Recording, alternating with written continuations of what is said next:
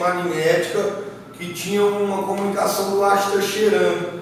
Essa fita é famosa, que ela é cheia de ruído. A história dela foi que uma pessoa estava gravando uma fita cassete normal, colocava-se aqueles gravador antigo para gravar da FM alguma música, e ela foi gravar a música, e quando foi ouvir, em vez da música estava a mensagem do Asta cheirando. Então isso é transcomunicação instrumental. E lá falava do comando Asta, né, dessas coisas. A mensagem era meio cheia de ruído, mas a mensagem principal era alertando a humanidade sobre o perigo das bombas atômicas, dos testes, que os extraterrestres já estavam atuando, limpando a atmosfera. Sempre que tinha uma explosão atômica, eles iam lá limpar a atmosfera depois para tirar a radiação. Então a mensagem, o contexto que eu lembro mais ou menos. Depois eu tive contato com a revista UFO, né, nas bancas, foi um dos primeiros números. E eu comecei a gostar, depois de Eric Von Däniken, eu comprava todos os livros de Eric Von Däniken, todos os livros que tratavam de esoterismo nesse sentido de extraterrestre, né? E como eu já era espírita kardecista, então eu já fazia o link com as afirmações do Livro dos Espíritos, né, que tem o capítulo que a gente vai falar um pouco agora, pluralidade dos mundos habitados. Então hoje a gente montei esse ciclo de 4 palestras, que é uma introdução à ufologia e espiritismo. Então essa palestra é baseada no Livro dos Espíritos de Allan Kardec, no capítulo 3, nas questões 55 a 58. Então o capítulo trata sobre a pluralidade dos mundos habitados. Então, a vida do espírito que é eterna, a do corpo é transitória e passageira. Eu vou fazendo aqui a apresentação, ela tem mais ou menos uns 40 minutos. Depois a gente pode abrir para pergunta ou para troca de ideias. Mas se durante a apresentação tiver alguma dúvida, quiser fazer alguma colocação, tudo bem também. Então eu vou ler a questão 55 do Livro dos Espíritos. Todos os globos que circundam o espaço são habitados? Essa é a pergunta. A resposta é sim. E o homem terreno está bem longe de ser, como acredita, o primeiro em inteligência, bondade e perfeição.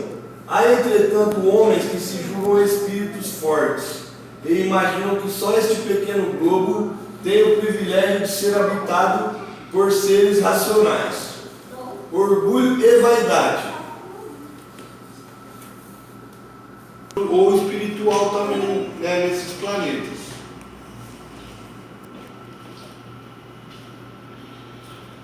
Aí, quem são os extraterrestres, né?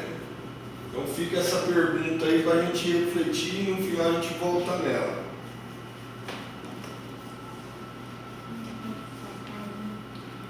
Quem são os extraterrestres? Somos nós? Que planeta você veio?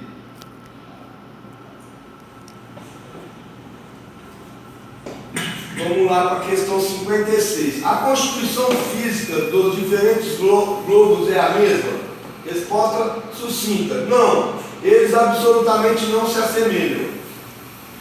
Ou seja, no próprio sistema solar nosso, a gente sabe que temos 8 planetas, eram 9, né? Agora Plutão foi rebaixado, mas ainda alguns cientistas estão mantendo que o Supremo vai trabalhar para fazer voltar na categoria de planeta, né? Então, e também tem alguns exoplanetas como o Nibiru, que faz parte do sistema solar, mas ele tem uma órbita excêntrica, né? Então existem outros planetas que também estão descobrindo que fazem parte, inclusive que o sistema solar é um sistema binário. Deixa eu falar isso. O sistema, ele fala, quando o segundo sol chegar, o segundo sol já está aí faz tempo. Só que ele é uma estrela anã marrom, então não dá para se observar olho nu. Ele é pequeno e não tem luz. Aliás, ele tem uma luz, mas não tem radiação infravermelha e ultravioleta. Então ele é um anã marrom, ele faz parte do sistema solar. Então o sistema solar ele é binário, não é só o Sol. Mas aí a NASA sabe disso, só que não foi revelado. Enfim. No nosso sistema solar, então, por exemplo, cita um planeta que você conhece sem ser a Terra. Mercúrio. Mercúrio, segundo as informações esotéricas, é um planeta laboratório. Ele tem vida habitada, ele é habitado por cientistas. Então ele assim, tem uma população muito pequena. É um planeta que não é igual a Terra de reencarnar e desencarnar. É um planeta que os espíritos vão para lá, ficam um determinado período estudando, né? E depois vão para outros planetas. Essa é a informação esotérica que a gente tem. Plutão, eles falam que é um planeta prisão. Chico Xavier mesmo, em algumas informações não oficiais, citava que é um planeta prisão. Ele tem uma órbita, além de o Plutão ele tem uma órbita seguinte, tem uma época que ele está mais próximo da Terra do que Urano, né? Urano seria tipo assim, ele troca. Uma hora ele está mais longe do Sol que Urano, e dependendo da época ele está mais perto do que Urano. Então ele troca de posição, e também ele tem uma órbita retrógrada. Vocês sabiam disso? Enquanto todos os planetas estão girando no sentido horário, ele está girando no sentido anti-horário. Então ele está hipoteticamente voltando para o passado. Quando a gente está em Cucutri, ele está voltando para o passado, hipoteticamente falando. Tá? Então ele é um planeta sui generis que a gente... Está lá preso também, né? E gelado, né? Super congelado, porque está longe do Sol. Aliás, gente, vocês sabiam que os planetas são sóis e a Terra é um Sol? E que o Sol não é uma estrela, é um cometa? Então a gente veio aqui para desconstruir conceitos. Então vamos começar falando, por que a Terra é um Sol? Porque ela explodiu no Sol e ela tem um Sol interior. Aqui a crosta esfriou, mas ela continua quente por dentro, ela continua com lava. Então na verdade ela é um microsol que esfriou só a casca. Isso é um modo de você olhar isso. Outro modo é você falar que ele é um planeta. Como que se definiu planetas? O conceito de planeta foi definido no século XIX. Então são corpos celestes que orbitam ao redor de estrelas e não tem luz própria. Mas, por exemplo, como que em Plutão eles têm energia? Se eles não conseguem ter energia solar, eles pegam energia telúrica de dentro do planeta, do Sol interior. Como que os intraterrenos pegam energias do Sol interior da Terra? Por que o Sol é um cometa em vez de uma estrela? Ele carrega junto com ele, no seu rosto, aqueles que estão aprisionados na sua órbita, porque ele também tem a sua órbita também. Justamente. Na constelação, na galáxia. Justamente. Antigamente, eu vou falar isso aí então, peraí, vou acabar essas questões, aí eu entro nesse ponto. Então é isso, gente. Cada planeta tem uma composição diferente, um é mais gasoso, um é aquático, o outro é mais mineral físico, outro tem a porção dividida que nem a Terra, a porção aquática na crosta, outra porção continental, né? 57. A constituição física dos mundos, não sendo mesma para todos, os seres que os habitam terão uma organização diferente? Resposta: sem dúvida. Como entre vós os peixes são feitos para viver na água e os pássaros para viver no ar. Então, se aqui na própria Terra a gente temos formas de vidas que são adaptadas àquele ambiente, então, por exemplo, o golfinho, ele tem uma inteligência muito grande, só que ele habita um ambiente marinho. Os pássaros também se comunicam, também tem a sua porção de inteligência dentro do que ele precisa para sobreviver. E eles habitam, na verdade eles não habitam o ar, mas eles passam grande parte da sua vida voando no ar, né? Então, uma coisa que eu sempre refleti é que é o seguinte: se o ser humano atual, né, o cientista, não descobriu ainda toda a biodiversidade, nem marinha, nem da floresta, a própria floresta amazônica tem muita biodiversidade de vegetal, da fauna e flora que ainda não foi descoberta. Fora que está subterrâneo, debaixo do solo, né? E debaixo das águas, dos oceanos. Tem regiões abissais que o homem não chegou. Então, se o homem não conseguiu ainda catalogar e descobrir todas as formas de vida do próprio planeta, como que ele pode querer ter a presunção de conhecer as formas de vida do universo, né? Então, cada planeta, de acordo com a sua biosfera, o seu ambiente físico, ele vai ter um tipo de forma de vida, inclusive anaeróbica. Na própria Terra, a gente tem bactérias que não dependem de oxigênio para viver. Então, esse é o grande erro do cientista. Hoje mesmo, saiu um artigo da USP, depois eu posso passar para você pelo WhatsApp, que os cientistas do INPE, Instituto Nacional de Pesquisas Espaciais, conseguiram achar um planeta na nossa galáxia, se eu não me engano, na constelação de Pleiades, que tem as características geológicas, morfofisiológicas e magnéticas igualzinho da Terra. Então eles procuram um planeta que tenha água líquida e essas condições que a Terra tem. Por quê? Por causa da distância da Terra no Sol, né? do tempo geológico da Terra. Pode ser que daqui 1.000, 2.000 ou alguns milhões de anos a gente não tenha mais atmosfera, como já houve em Marte. Marte já teve atmosfera com oxigênio, hoje já não tem mais. Enfim, cada planeta então vai desenvolver um tipo de vida biológica, tanto no reino vegetal, animal ou hominal, de acordo com a evolução. Daí a origem das raças se adaptarem mais àquele mundo. Então, por exemplo, você citou a raça alfa-draconiana, ela tem características reptilianas, porque ela manteve, né, no DNA dela aquele tipo de raça, se adaptou mais àquele tipo de planeta. Então, por exemplo, os répteis têm o sangue frio, então eles não precisam de uma temperatura. A gente tem uma temperatura que os mamíferos 37, 38 graus. Então a gente não pode pegar um ambiente muito frio ou muito quente. E os répteis já conseguem ter um controle da temperatura corpórea diferente do nosso. Então eles se adaptam a diferentes. Por exemplo, tem répteis que vivem no deserto num calor extremo e outros vivem numa região mais fria.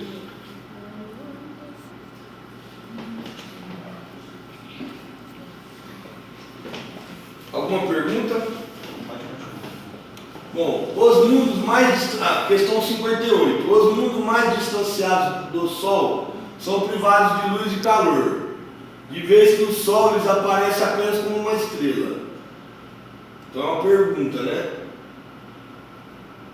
Está comparando como a gente vê uma estrela, né? Longínqua, uma estrela não traz calor para a gente, só luz. E mesmo assim a luz é pouco. Então, eles respondem: acreditais que não há outras fontes de luz e calor além do Sol? Não tendes em conta a eletricidade que certos mundos desempenham um papel desconhecido para vós? E bem mais importante do que lhes cabe na Terra? Aliás, não dissemos que todos os seres vivam da mesma maneira que vós, com órgãos semelhantes aos vossos. Então, além de ter formas físicas diferentes, também tem formas, os órgãos internos, tudo, né? Bom, aqui na própria Terra tem animais que têm hábitos noturnos. Morcego, coruja, muitos animais que têm hábitos noturnos, né? Então aqui na Terra mesmo. Comentário de Kardec: as condições de existência dos seres nos diferentes mundos devem ser apropriadas ao meio que eles têm de viver. Se nunca tivéssemos visto, ele usa esse exemplo que é bem, dá para entender bem com esse exemplo. Ó, se a gente nunca tivéssemos visto peixes, não compreenderíamos como alguns seres pudessem viver na água. Então, se chegasse alguém aqui e falasse: vamos supor, vamos voltar na época que descobriu o Brasil, né? Aí vamos supor que aqui no Brasil não tivesse peixe. Chegasse um português e falasse: não, lá onde eu moro tem uns bichos que vivem dentro da água. Eles respiram dentro da água e falam: mas como? É impossível. Só pode respirar no ar. E não, os peixes eles têm uma respiração pelas brancas que eles fazem a troca de oxigênio sem usar pulmões. E aqui na própria Terra. Então o mesmo acontece com outros mundos que sem dúvida contém elementos para nossos conhecidos. Não vemos na Terra que longas noites polares iluminadas pela eletricidade das auroras boreais, que haveria de impossível para a eletricidade ser mais abundante que na Terra, desempenhando um papel geral cujos efeitos podemos compreender. Estes mundos podem contar em si mesmos as fontes de luz e calor necessárias de seus habitantes. Então, agora eu falei, tem uns que tiram as fontes de energia desse sol interno, né, da energia telúrica, outros tiram da energia magnética, que é como se fosse da aurora boreal, energia cósmica, raios gama, então tem muitas fontes de energia. Isso a gente está falando ainda em vida material, né, de outros planetas. Não chegamos ainda na vida multidimensional e vida espiritual. Isso tudo eles estão respondendo a Kardec aí, eu creio que em termos biológicos. Né? Então nós vamos aproveitar o gancho, né, de ter falado que o Sol é um cometa. Vamos ver um pouco sobre a evolução da astronomia terrena. Vou apagar só um pouquinho para eles verem o modelo aqui. Ó, esse modelo aí é um modelo geocêntrico. Né? Então, até Galileu Galilei desenvolveu a luneta, Copérnico, então assim, até mais ou menos no século XVI, acreditava-se que o Sol e os planetas, olha o Sol aqui, ó, Saturno, Júpiter, acreditavam que os planetas giravam em torno da Terra.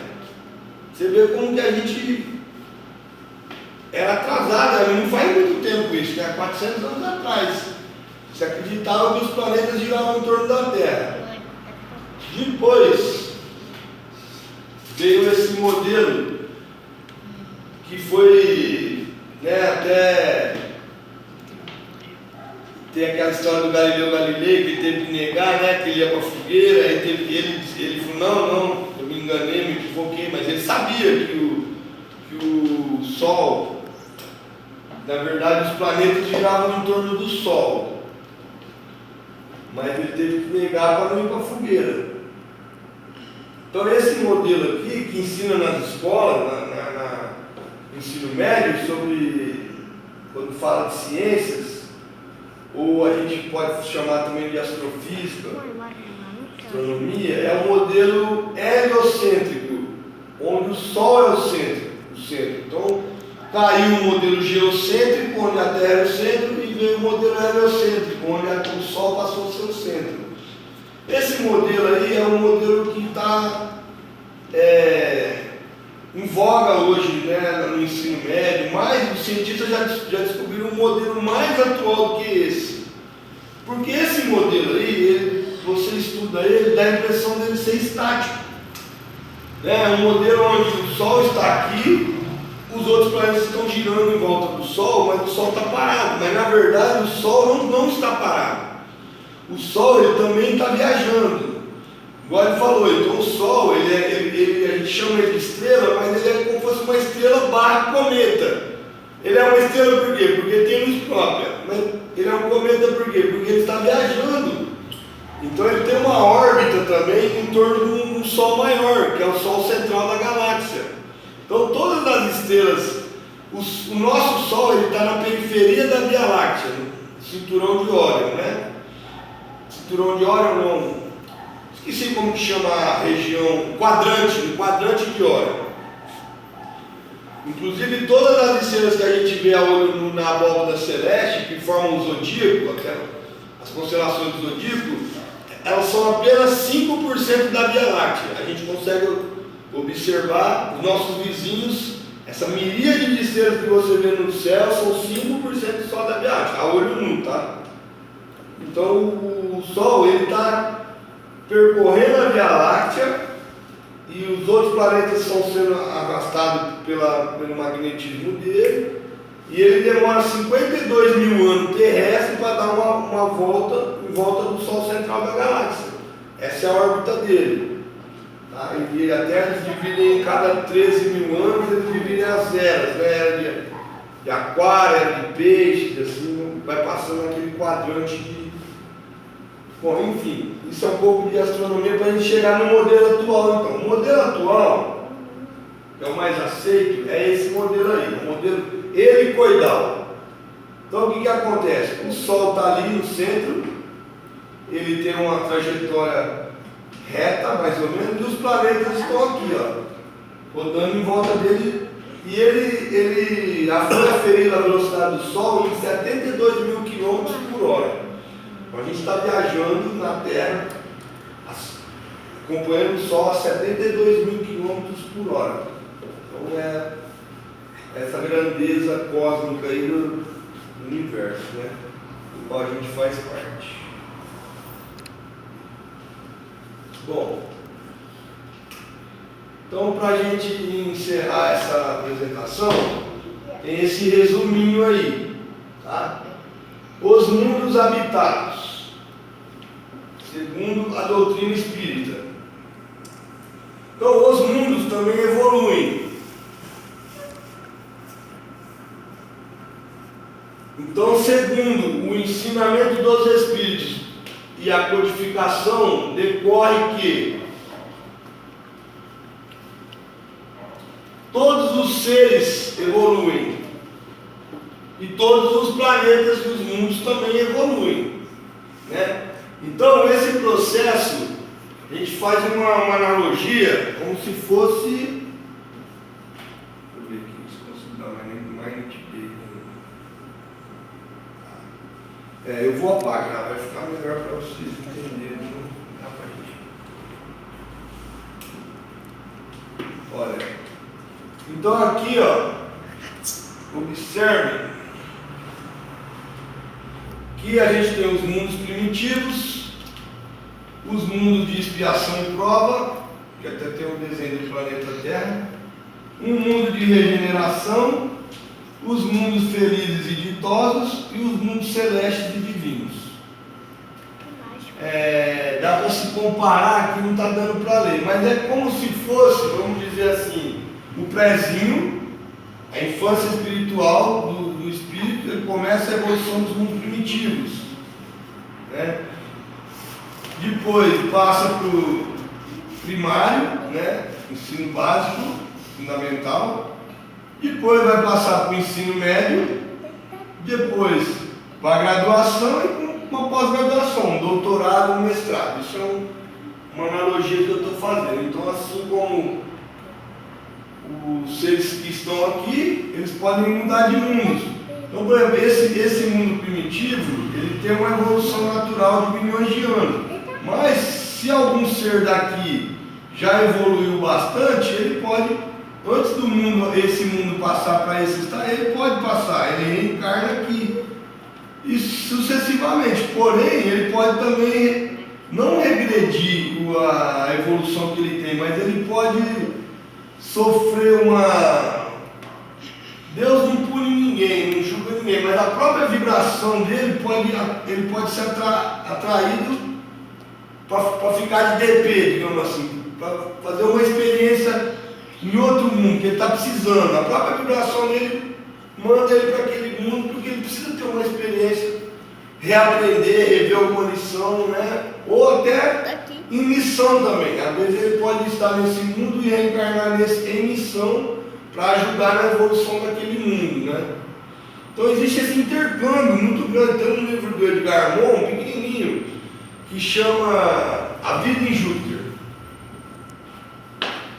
E esse livro foi um grupo de estudo mediúnico numa casa espírita em São Paulo, na década de 80, que começou a receber comunicações desses espíritos de Júpiter. E aí eles foram fazendo perguntas, foi tendo as sessões, e aí depois foi compilado e foi produzido um livrinho. E aí eles contam como que é a vida em Júpiter e como que é esse intercâmbio com a Terra.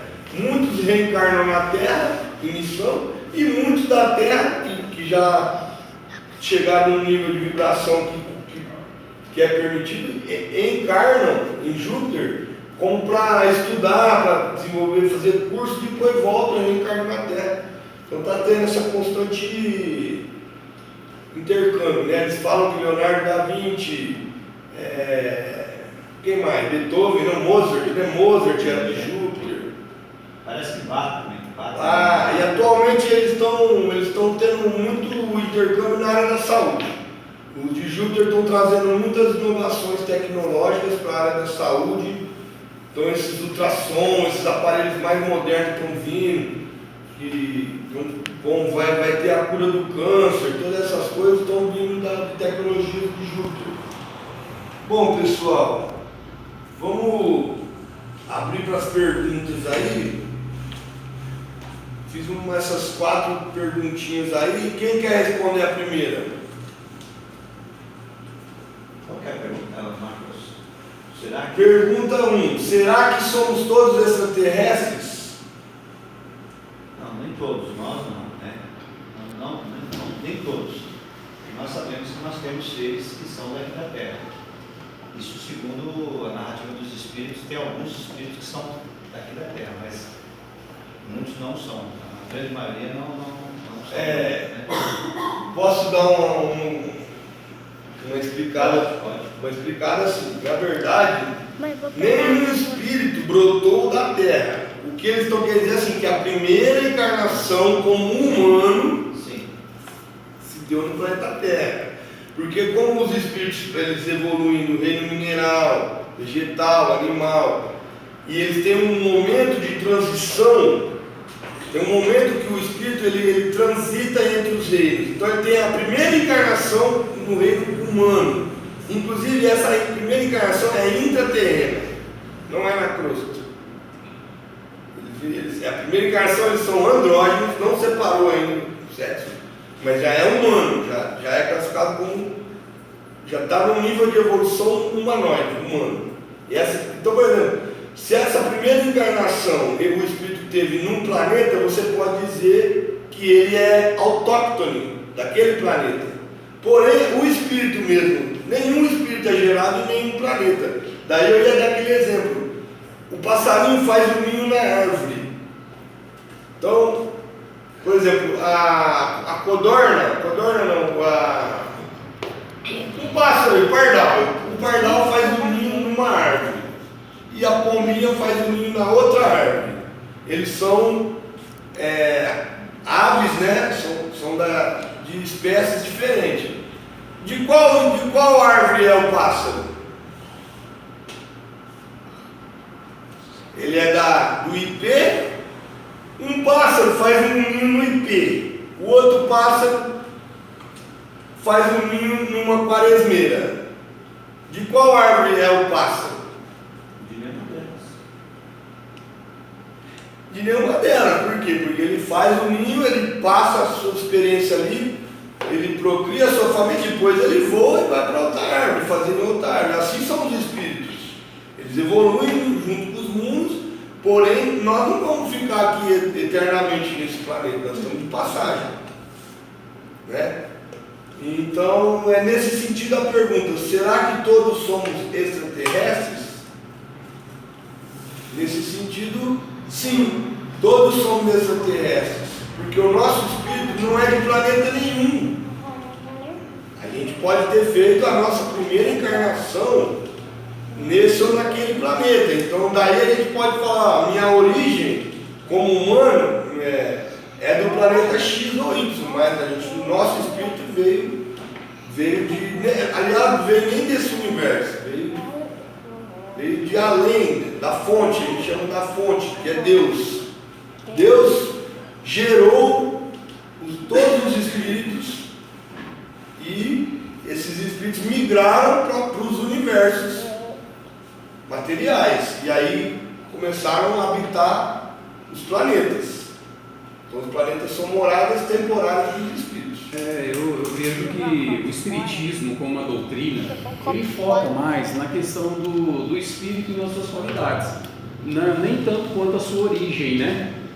E essas questões de vidas de outros lugares, eu acho que está chegando o momento agora desse assunto começar a se juntar mais à doutrina espírita, porque uma coisa é a formação do espírito como um ser criado por Deus e eterno, e outra coisa é a constituição da sua raça, de qual lugar ele vai pertencer de acordo com a sua necessidade de evolução, né? Então é assim que eu entendo, é assim que eu vejo. Então o Espiritismo ele pega mais a questão do espírito em si. A gente não sabe nem onde nem quando nós somos formados em espírito, o eu sou, né, eu existo. Mas em questão de raça, a gente se lembra, né, até o momento daqui da Terra. Eu tenho uma certa convicção de que eu não sou daqui, eu tenho às vezes sentimentos que eu sou de player, de algum outro lugar aí, entendeu? É mais assim que eu vejo. Aí você fala assim, você talvez esteja assim, eu estou reencarnando na Terra há uma ou duas reencarnações. Não, muitas, dezenas ou centenas talvez. Aí minhas outras encarnações anteriores foram nas pleiades. Ó, eu vou fazer um parêntese aqui. Ninguém está na Terra mais do que 10 reencarnações. Isso não é o objetivo do espírito, ficar eternamente reencarnando aqui. Por quê? A gente tem um período de encarnado, em média, de 75 anos. E um período, em média, de 150 anos no plano espiritual. Na erraticidade. Então, são 225 anos a cada reencarnação. Se você tem 10 reencarnações aqui, você já está aqui antes de Cristo. Se você está aqui antes de Cristo e não conseguiu evoluir para ir para um outro mundo, você vai me desculpar, mas você está repetindo o mundo da mesma lição. Então, assim, claro que existem ainda espíritos que estão aqui há 5.000 anos, ou que foram e voltaram em missão, mas na média, o Laércio tem uma palestra que fala isso. Ele faz um cálculo que na época de Cristo tinha um censo romano e o censo chinês, alguns estados já faziam um censo demográfico. E a população do planeta no ano 0 ou no ano 30, na época de Cristo, ela era mais ou menos de 200 milhões de pessoas. 200 milhões. No ano 1000, essa população já era de 1 bilhão. 1 bilhão de pessoas, no ano 1000. Então demorou 900 anos para chegar no primeiro bilhão. No ano 1500, ou seja, depois de 500 anos, chegou a 1,5 bilhão. Depois, no ano de 1900, mais ou menos, há 100 anos atrás, tinham 2 bilhões de espíritos na Terra. 2 bilhões. Hoje, em 100 anos, nós temos 7,5 bilhões só encarnados, fora os outros que estão na erraticidade, que segundo dados do Espírito, atualmente na Terra são 24 bilhões de espíritos. Então, mesmo que esses espíritos estejam intercambiando na erraticidade, pelas cidades como Nosso Lar, ou nos mundos intraterrenos, mesmo assim, a teoria do Laércio é que houve uma migração em massa muito grande no último século para o planeta Terra. Porque de 2 bilhões para 7,5 bilhões em 100 anos, se demorou. Precisa encontrar uma causa justa para essa explosão que houve. Né? Se demorou 1.900 anos para chegar em 2 bilhões, e de repente em 100 anos fomos para 7,5 bilhões, claro que existe em primeiro lugar a evolução tecnológica, conseguiu-se produzir alimento para todo mundo. Porque na época de Cristo não tinha tecnologia para produzir alimento para tanta gente, né? Porém, às custas do quê? Do meio ambiente. Só que as próximas tecnologias que já estão aí é produzir no deserto do Saara. Os chineses já estão produzindo no deserto do Saara alimentos. Então não vai faltar alimento. Vai vir mais gente. Eu não sei. Das matérias que eu tenho assistido, dos vídeos que eu tenho assistido ultimamente, no último ano para cá, eu vejo fragmentos, mas eu não consigo juntar todos eles de uma forma assim mais lógica, né? a gente não pode negar as evidências do Império, lá onde é a antiga Babilônia, os Sumérios. A gente não pode negar a raça suméria, eles conheciam o próprio sistema solar que a Igreja Católica Romana, que foi começar a se aventurar nessas questões da ciência e descobrir isso, eles já sabiam coisas muito além daquilo que já no ano 1000 e pouco, já a Igreja tentou envolver a ciência no seu meio religioso. Então, a própria formação da raça suméria, que leva a questões Anunnakis e que também puxa uma outra vertente da origem da raça humana, depois com relação a pleiadianos, arcturianos. Então, existem vários pontos assim que eu vejo, mas eu não consigo unir todos eles dentro de uma linha cronológica para estabelecer qual realmente a nossa formação de raça humana, entendeu? Mas assim, de uma certa forma, todos nós somos. E sem contar que eu tenho informações de que a raça humana, os extraterrestres, antes da raça humana, já estão no planeta há mais de 200 mil anos. Isso eu ouvi falar, você entende? Então, toda essa história da evolução humana, descendente do macaco, tudo isso aí, para mim, essa evolução de Darwin, eu acho que não é tão bem assim como que aconteceu, entendeu? Olha, você tem toda a razão que você está falando, o nosso tempo está acabando, então isso aí que você falou, o Anunnaki, se você for fazer palestras sobre o Anunnaki, dá para fazer 10 palestras só sobre o tema Anunnaki. Anunnaki é um termo que significa aqueles que vieram do céu, ou seja, os cosmonautas. Então a gente não vai delongar muito, mas você tem razão. O Laércio tem uma frase muito polêmica que ele fala: a natureza é artificial. Resumindo, o planeta Terra, ele era uma massa incandescente, né? Então ele não tinha vida biológica nenhuma. Ele tinha nossos primeiros ancestrais são os minerais, em termos biológicos. Nós descendemos primeiro dos minerais. Nosso corpo tem magnésio, alumínio, todo esse cálcio, ferro. Depois a gente tem os vegetais, né? E os animais até chegar na gente. Mas assim, voltando à questão número 1, só para finalizar, será que todos somos extraterrestres? Então vamos chegar num consenso aqui. Todo mundo acha que sim. Tem alguém que acha que não? Está na dúvida? Hã? Você acha que você é extraterrestre? Hein, Marquinhos? Você acha que você é extraterrestre ou está na dúvida? Todo mundo. Hã? Eu acho que todo mundo. Todo mundo. Então chegamos num consenso, né? Todos somos extraterrestres. Aliás, gente, o conceito de extraterrestre está muito ultrapassado. Até os ufólogos científicos que são mais da área casuística, eles já não estão usando mais esse termo. Está usando o termo extradimensional. Mas Só Jesus existia e participou da formação do planeta Terra, como a gente sabe, então ele é um extraterrestre, ele surgiu até antes do planeta. Vai falar Jesus extraterrestre? Né? Todos somos extraterrestres nesse sentido que nenhum espírito brotou da Terra. O que é da Terra é os nossos corpos físicos. Nosso corpo físico também tem uma inteligência. Toda célula, todo átomo do nosso corpo, ele tem uma memória, tem uma inteligência.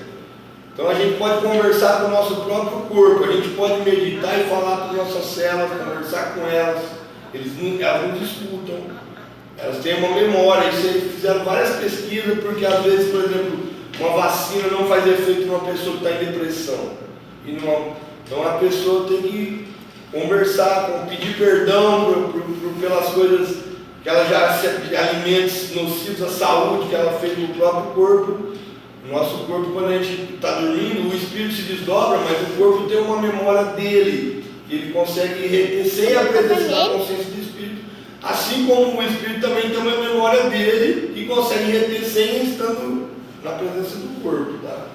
Bom, segunda questão, vocês têm medo de ET? Então vocês têm medo de vocês mesmos. Ó, vamos lá, se nós todos somos ETs, se vocês têm medo de ET, Vocês têm medo de vocês mesmos? Não, dos outros. Vamos chegar lá, gente. É o seguinte. O que tem medo, gente? O nosso corpo físico que tem medo. A nossa memória tem medo de morrer. O nosso espírito não tem medo de nada, porque não morre. Claro que se aparecer um ET aqui eu vou ficar com medo, mas não é eu, é o meu corpo físico. É minha parte física, tem medo, porque é um instinto de preservação na vida. Se aparecer um ET aqui, a maioria vai sair correndo, mas eles estão aqui agora, em espírito. Eles estão aqui participando da sessão, até curando outros espíritos, trabalhando junto conosco.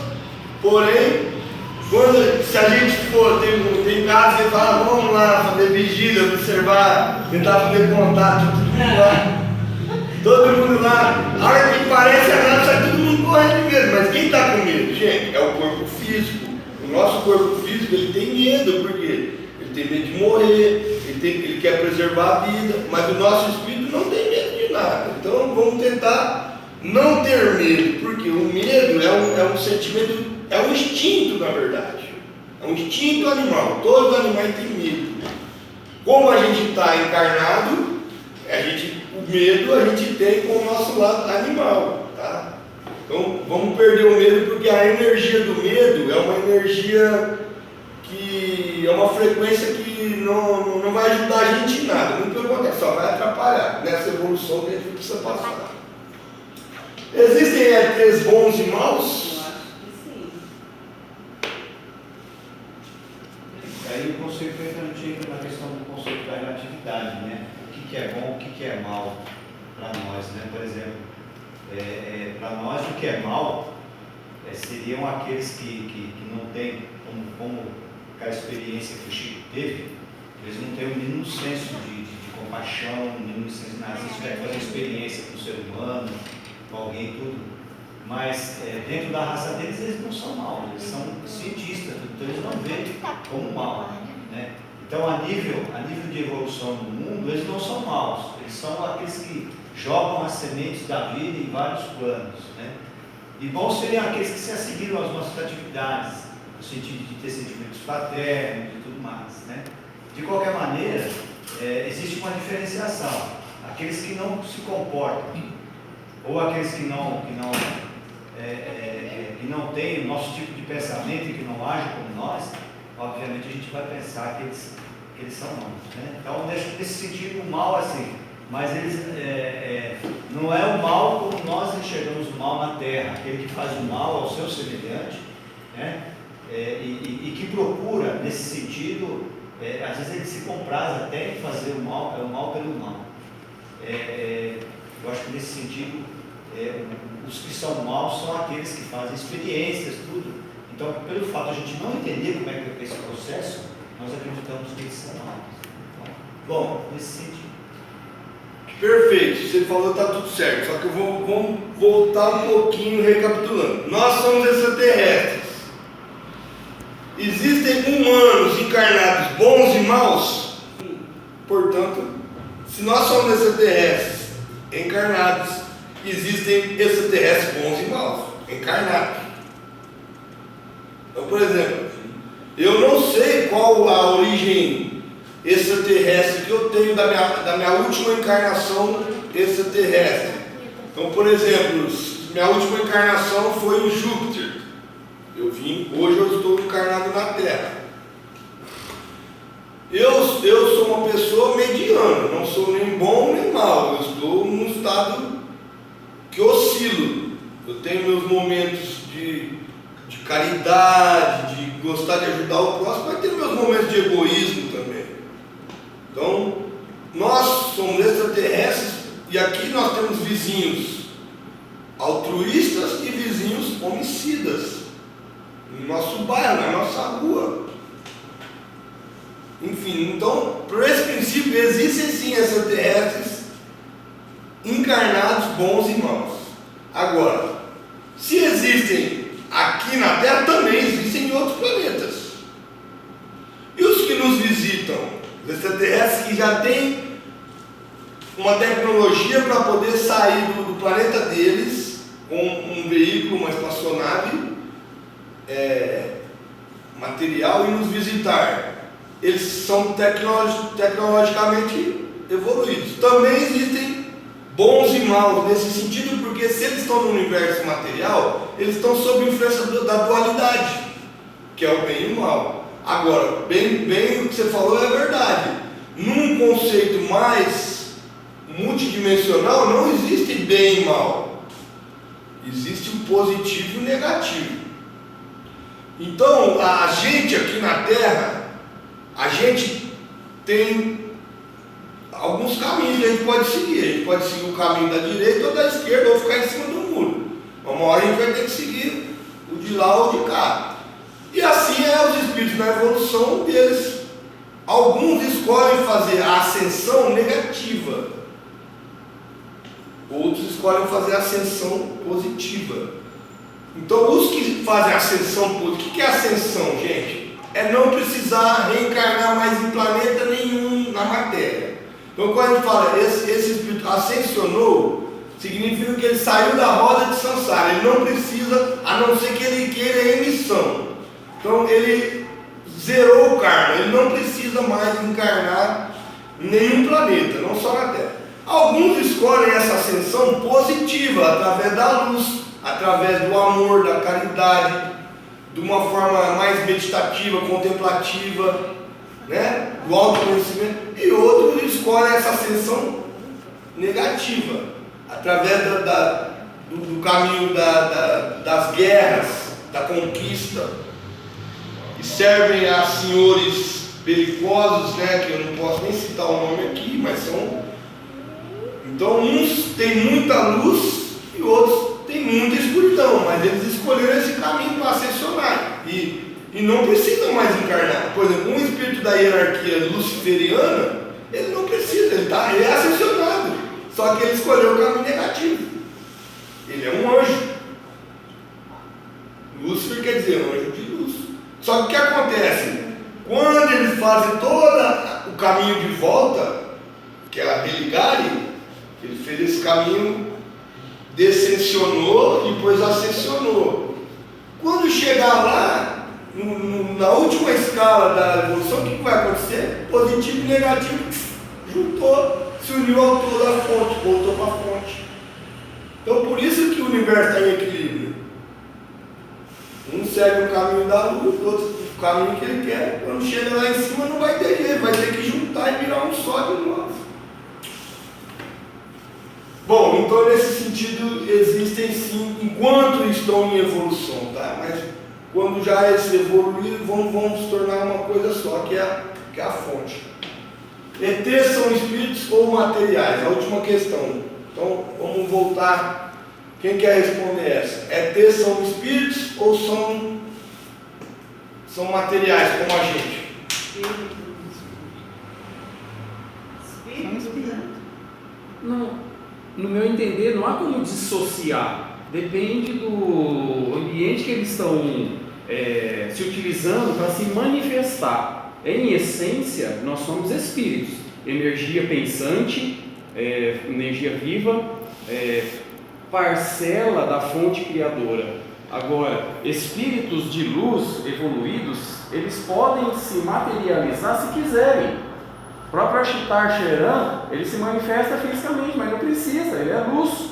Então, a matéria, o ser inteligente, ele se apodera da matéria do planeta, da região onde ele habita. E aí ele pode, então, se apresentar da forma como ele assim desejar.